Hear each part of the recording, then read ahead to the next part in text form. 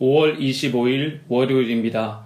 오늘 우리에게 주시는 하나님의 말씀은 요한복음 21장 1절에서 14절까지 말씀입니다. 그 후에 예수께서 디베라 호수에서 또 제자들에게 자기를 나타내셨으니 나타내신 일은 이러하니라. 시몬 베드로와 디도모라 하는 도마와 갈릴리 가나 사람 나다나엘과 세베대 아들들과 또 다른 제자 둘이 함께 있더니 시몬 베드로가 나는 물고기 잡으러 가노라 하니 그들이 우리도 함께 가겠다 하고 나가서 배에 올랐으나 그날 밤에 아무것도 잡지 못하였으니 날이 새어갈 때 예수께서 바닷가에 서셨으나 제자들이 예수이신 줄 알지 못하는지라. 예수께서 이르시되 얘들아 너희에게 고기가 있느냐 대답하되 없나이다. 이르시되 그물을 배 오른편에 던지라 그리하면 잡으리라 하시니 이에 던졌더니 물고기가 많아 그물을 들 수 없더라. 예수께서 사랑하시는 그 제자가 베드로에게 이르되 주님이시라 하니 시몬 베드로가 벗고 있다가 주님이라는 말을 듣고 겉옷을 두른 후에 바다로 뛰어내리더라.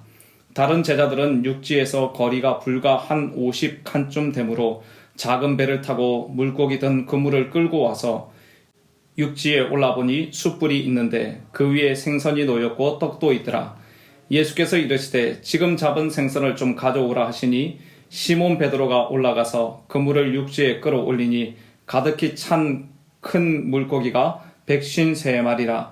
이같이 많으나 그물이 찢어지지 아니하였더라. 예수께서 이르시되 와서 조반을 먹으라 하시니 제자들이 주님이신 줄 아는 고로 당신이 누구냐 감히 묻는 자가 없더라. 예수께서 가셔서 떡을 가져다가 그들에게 주시고 생선도 그와 같이 하시니라.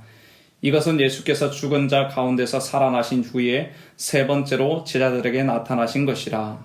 아멘.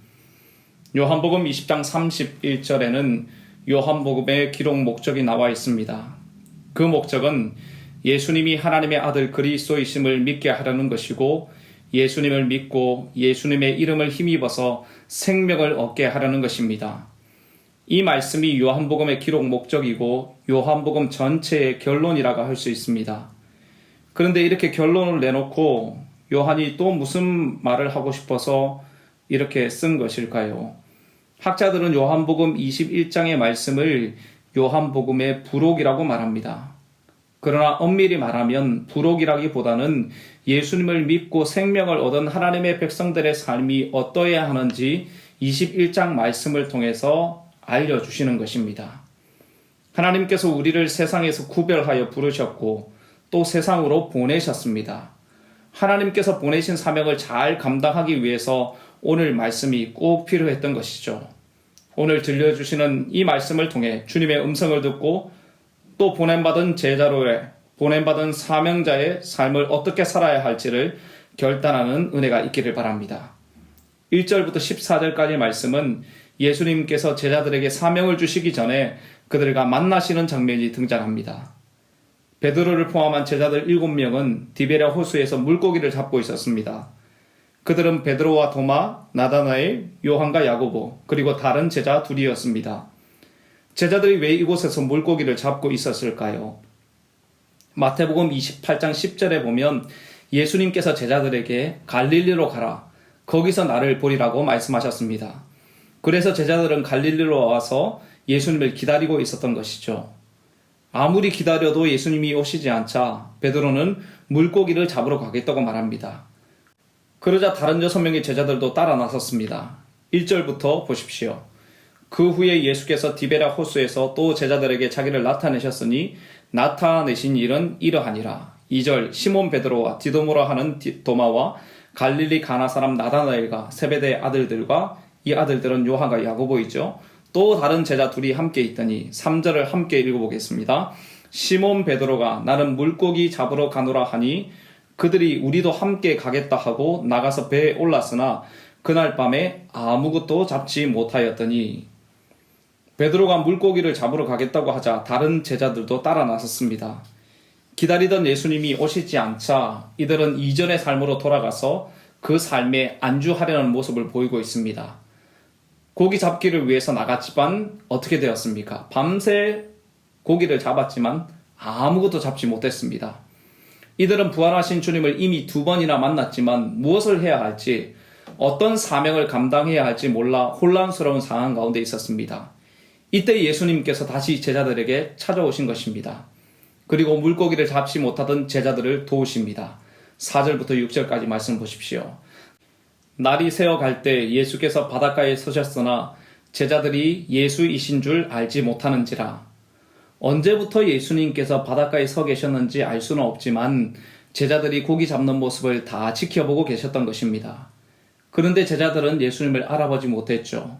예수님께서 제자들에게 말씀하십니다. 5절입니다. 예수께서 이르시되 얘들아 너희에게 고기가 있느냐. 예수님께서 아주 친밀하고 애정이 담긴 어조로 너희에게 고기가 있느냐고 물으시죠. 제자들이 대답합니다. 없습니다. 밤새도록 고기를 잡으려고 노력했던 제자들에게 찾아오셔서 너희에게 물고기가 있느냐고 질문하신 것은 우리가 노력한 삶의 열매가 무엇인지를 확인시키는 질문입니다. 여러분들이 나름대로 열심을 내고 수고한 그 수고의 열매가 무엇입니까? 여러분들에게 무슨 열매가 있으십니까? 제자들에게 물으셨던 것처럼 오늘 우리에게도 묻고 계십니다. 물고기를 한마디도 잡지 못하고 허탈해하는 제자들에게 예수님께서 이제 말씀하십니다. 6절을 함께 읽어보겠습니다. 이르시되 그물을 배 오른편에 던지라. 그리하면 잡으리라 하시니 이에 던졌더니 물고기가 많아 그물을 들 수 없더라. 밤새 물고기를 한 마리도 잡지 못한 제자들의 입장에서 그물을 다시 던지는 것은 쉬운 일이 아니었을 것입니다. 평소 신뢰가 쌓여있던 사람도 아니고 모르는 사람이 나타나서 그물을 배 오른편에 다시 던지라는 것입니다. 여러분들이라면 그 말대로 던지겠습니까?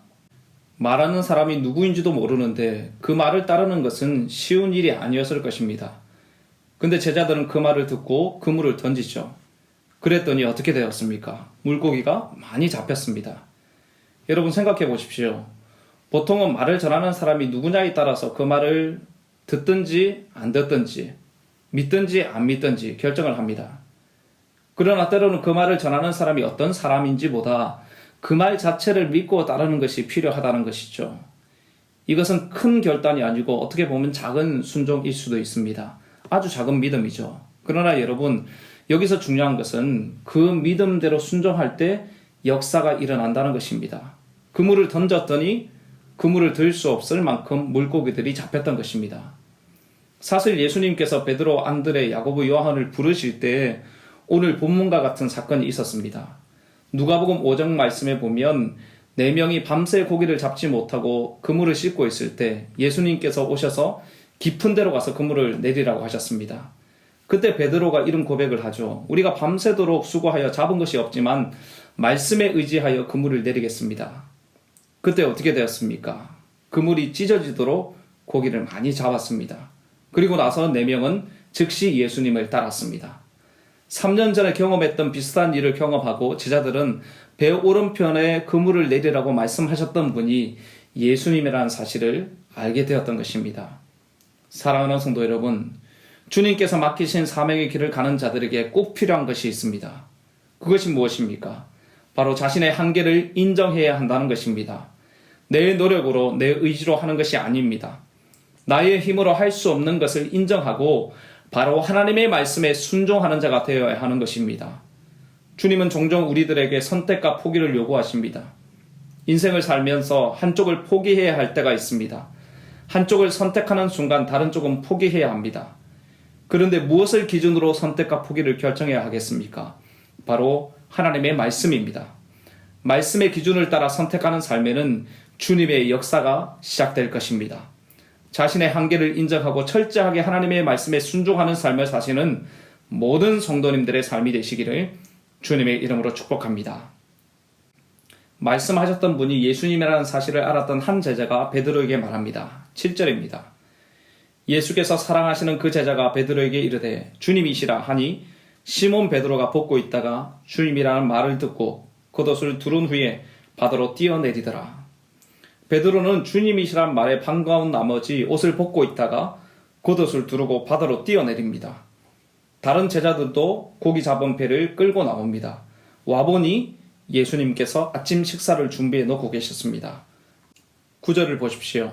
육지에 올라보니 숯불이 있는데 그 위에 생선이 놓였고 떡도 있더라. 예수님께서 친히 아침을 준비해 놓으신 것입니다. 여기 숯불은 예수님이 체포되던 날 밤에 안나스의 집들에 불을 쬐고 있던 베드로를 떠올리게 합니다. 여러분, 베드로가 숯불을 보고 무슨 생각을 했을까요? 예수님은 제자들에게 잡은 생선을 가져오라고 하셨고 베드로가 잡은 고기를 세어보니 153마리나 되었습니다. 그런데 그물이 찢어지지 않았습니다. 그리고 나서 예수님께서 다시 따뜻한 의조로 말씀하십니다. 12절을 함께 읽어보겠습니다. 예수께서 이르시되 와서 조반을 먹으라 하시니 제자들이 주님이신 줄 아는 고로 당신이 누구냐 감히 묻는 자가 없더라. 조반을 먹으라고 말씀하시는 예수님을 알아보고 제자들은 몹시 당황해합니다. 제자들은 부활하신 예수님을 알아보고 아무도 누구인지 묻는 자가 없었습니다. 사랑하는 여러분, 예수님께서 제자들과 함께 식사하셨다는 것은 중요한 의미가 있습니다. 이 식사는 단순한 배고픔을 채우기 위한 식사가 아니라 주님과의 관계를 다시 회복시켜 주시는 식사의 자리였던 것이죠. 누군가와 함께 식사한다는 것은 친밀함의 표현입니다. 서로 가까워지는 교제의 자리가 식사의 자리이죠. 그러니까 조반을 먹으라고 말씀하시는 예수님의 말씀은 제자들과 다시 관계를 회복하시는 예수님의 은혜의 자리였던 것입니다. 제자들은 이런 예수님의 모습을 보고 더 이상 의심할 수 없었던 것입니다. 여러분, 사명의 길을 가는 자들이 다시 확인해야 될 일이 있습니다. 그것은 바로 주님과의 친밀한 교제입니다. 주님과의 친밀한 교제를 통해서 주님의 은혜를 날마다 경험해야 하나님께서 맡기신 그 사명의 길을 신실하게 갈 수 있는 것입니다. 사랑하는 성도 여러분, 예수님이 하나님의 아들 그리스도이심을 믿으십니까? 예수님으로 인해 생명을 얻으셨습니까? 아멘이시죠? 그렇다면 이제 예수님께서 원하시는 사명자의 삶을 우리는 살아야 합니다. 그 사명의 길을 가는 우리 모두가 확인해야 될 일이 있습니다. 자신의 연약함과 한계를 인정해야 합니다. 주님의 능력을 의지하고 주님의 말씀에 철저하게 순종해야 합니다. 순간순간 찾아오는 선택의 순간에 주님의 말씀을 선택하시기를 바랍니다. 또한 날마다 주님과 교제함으로 하나님의 은혜를 경험하시기를 바랍니다. 주님과의 관계가 회복되어야 합니다. 주님과 날마다 친밀하게 교제해야 합니다. 그래야 주님께서 원하시는 사명의 삶을 살 수 있는 것입니다. 사랑하는 성도 여러분, 오늘도 말씀에 순종하는 삶을 사십시오. 주님과 친밀하게 교제하고 주님과 동행하는 복된 하루의 삶이 되시고 무엇보다도 하나님께서 맡기신 그 사명을 신실하게 이루어가는 모든 성도님들 되시기를 주님의 이름으로 축복합니다. 기도하겠습니다.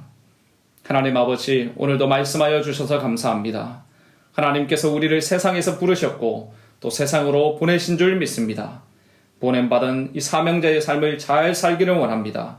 우리의 연약함과 한계를 인정하게 하시고 무엇보다도 자신의 연약함을 인정할 뿐만 아니라 주님의 능력을 의지하고 철저하게 말씀에 순종하는 삶을 살게 하여 주시옵소서. 날마다 주님과 친밀하게 교제하게 하여 주시고 주님과의 교제를 통하여서 주님의 뜻을 나타내는 삶이 되게 하여 주시옵소서. 오늘 하루의 삶을 주님께 의탁합니다. 주님께서 인도하시고 영광 받아 주시옵소서. 이 모든 말씀 예수님의 존귀하신 이름으로 기도드립니다. 아멘.